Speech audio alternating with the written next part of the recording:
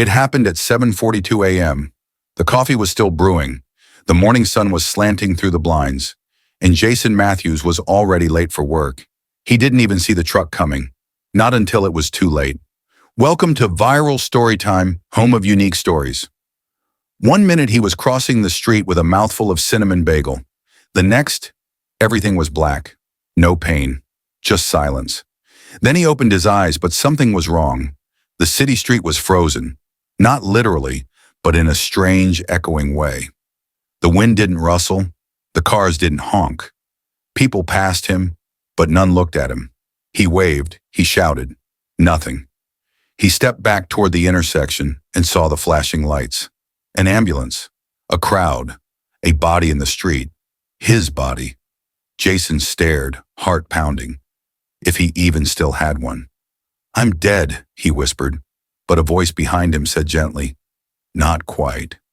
She stood there in a long gray coat, skin glowing with light that seemed to come from nowhere. Her eyes were calm but piercing. "Who are you?" Jason asked. "I'm your guide. You have 24 hours. 24 hours for what? To say goodbye to anyone you love, to settle anything you left undone." Jason's hands trembled. "Can I fix anything?" The woman shook her head. "You can't change their lives. You can only touch their hearts. They won't hear your voice, but they might feel your presence." Then she vanished, and Jason was alone. He ran, past sirens, past the coroner's van, past his own lifeless body. His legs carried him not to his apartment, but to his mom's nursing home. She sat by the window, humming an old gospel tune. She looked smaller than he remembered, thinner. Jason stepped inside the room. She didn't turn. She couldn't see him. "Mom," he said softly, his voice lost in the air. But as he sat beside her and held his hand over hers, her humming paused. Her hand twitched. Then she whispered, "Jason?" He froze.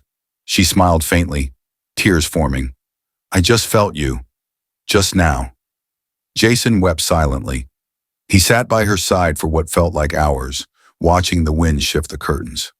When he finally stood to leave, she said, "If you're still around, baby, thank you. I love you." He nodded through the tears. Next stop was his younger sister, Dana. She was at the school drop-off line, yelling at her kids to zip up their jackets. Her face looked worn, like life had taken just a little too much from her lately. Jason stood near her, wanting to scream, "You're doing great. You're an amazing mom. Don't let life make you feel small." Instead, he touched her shoulder. She paused, looked up at the clouds, then smiled.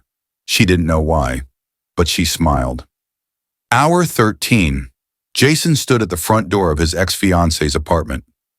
Emily, the girl he never stopped loving, the girl he left because he was too broken to be the man she deserved. She was sitting on the couch, scrolling through old photos. One of them was their vacation in Charleston, the one where they danced barefoot on the pier. Jason placed his hand over hers.